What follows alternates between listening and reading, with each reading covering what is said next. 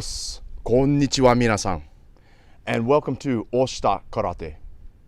And in this episode, I have a special guest that's going to join us and show us something a little unique to karate, but it's something that all of us karateka need to know, and all martial artists for that matter need to know. Before we get started, I want to remind you, if you'd like to learn more Isshinryu karate from me, please go to Udemy.com.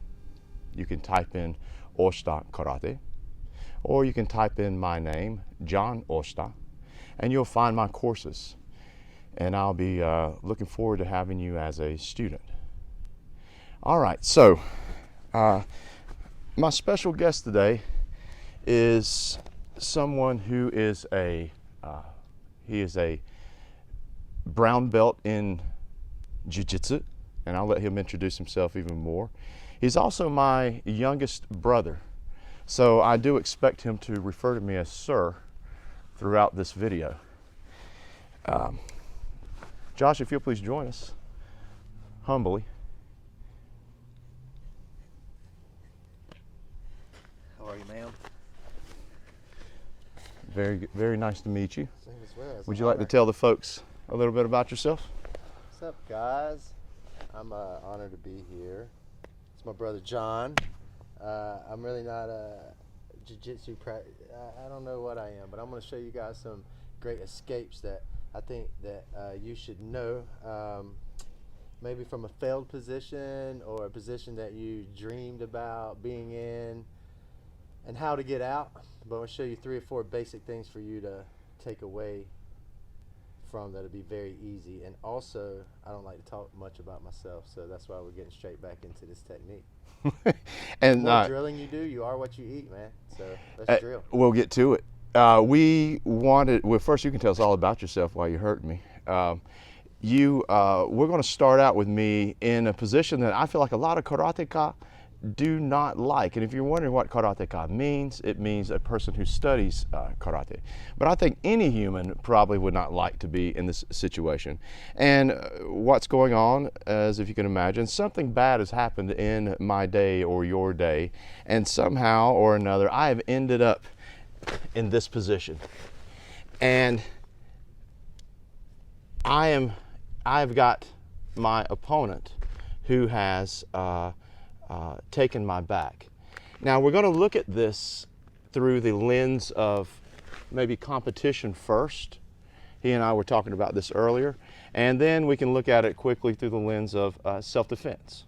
All right, because if you notice, we have a nice controlled situation here to work with. All right, Josh, I'll let you go ahead and do your thing. I think the great thing is we'll minimize is, for one, these 3 things that I want you to take away are good for competition, street fight. No matter what it is, you'll find that what level it is, whether you see someone saying, he's doing that wrong or whatever, you're going to find that there's 2 to 3 things that no matter what you are taught, they will always be consistent. And those are the 3 things or 4 things that I want you to take away from this video. You more than likely won't end up here. If we're here, what are you going to do in karate? More than likely you're going to get up. You're going to run. You're going to have a standing position. The floor is lava. What happens is people either grab the neck on the street or somehow they're pulling you back into a back take. And this is where we'll end up. Whether the hooks are in or not, we're going to be nice and easy. This is your biggest fear, right? Someone coming here. Most people say, I'm going to get my keys out of the pocket or a lighter. Let's go ahead and try that, Josh. Okay?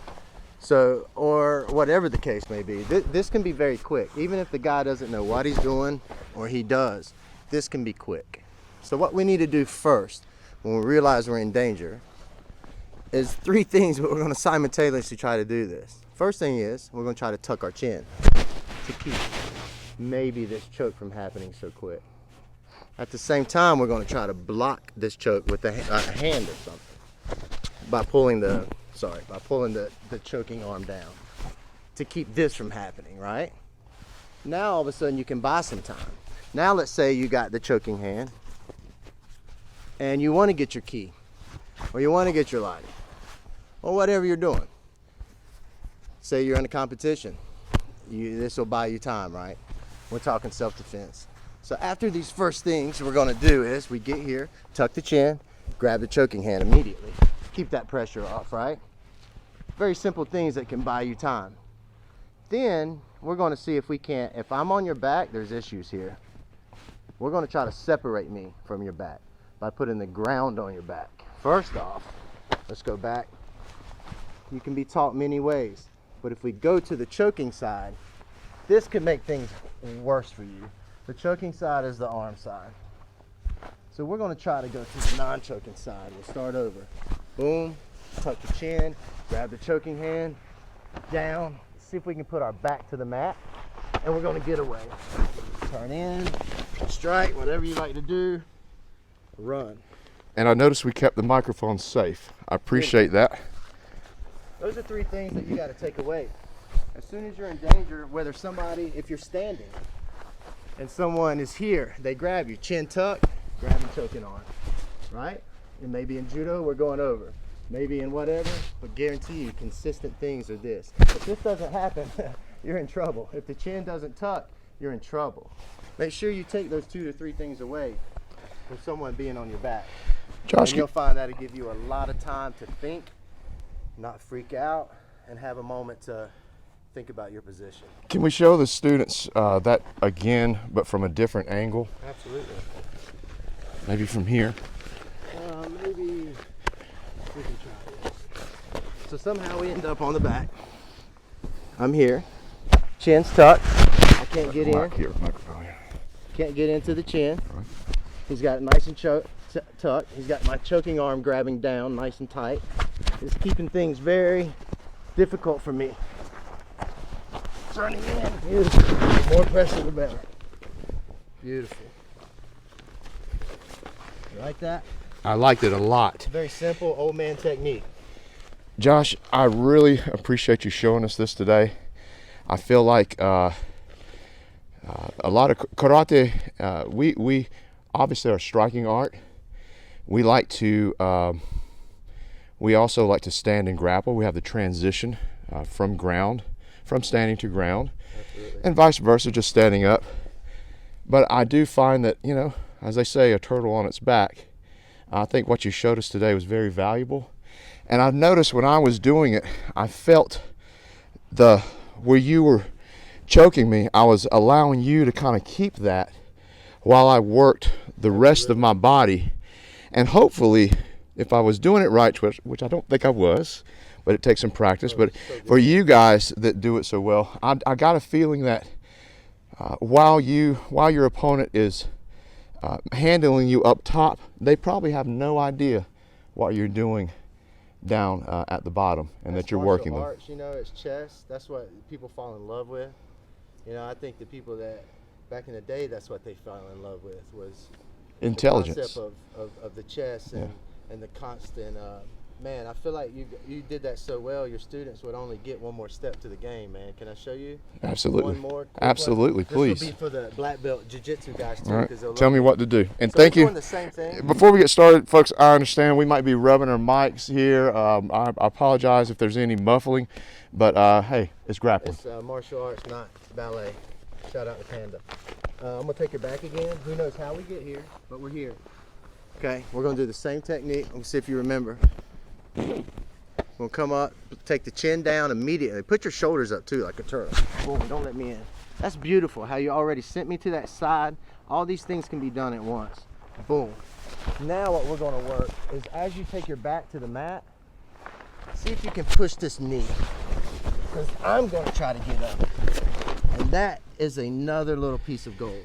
Well, what would happen if I did it? What would happen if I didn't push on that knee? I think on the street and what competition would be is semi the same, but let's turn this way so they can see. Quickly run through. You're gonna block, boom, back to the mat. If you go, I'm gonna follow you. Oh yeah. And that's where the chest is. Yeah, So if your back's to the mat, cool. Yeah, we don't like that position. That's fine. Yeah. But I'm going to follow you. So if you push my knee out of the way, yeah, it will keep me from coming up. And then you can. So very, very important. It is an important piece, but I think for your sake, a self-defense sake, tucking the chin, keeping the choke from happening, then we can start biting. then we can start getting what we need to do. But it's not going to happen in the midst of So we need being to choked. we need to make sure that we need to make sure we create that space to breathe so that we can work. Absolutely. Well, thank you so much, Josh, and I'm very proud of you. And at the date of this filming, he is a brown belt, but I know as Shout time out goes. my Jiu-Jitsu Academy, Charlotte Jiu-Jitsu Academy, and Isshinryu. We have 2 or 3 Isshinryu fighters in our Jiu-Jitsu club. You'll be very proud of them if you know them. Awesome. I'm glad they're in there.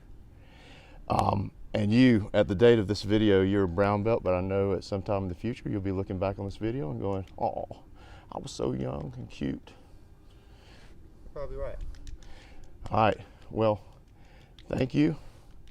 And we'll bow out. Awesome, man. Oh, and before we go, remember, please check us out on udemy.com. And also stay tuned because I'm going to have more special guests on oshitakarate.com. どうもありがとうございました。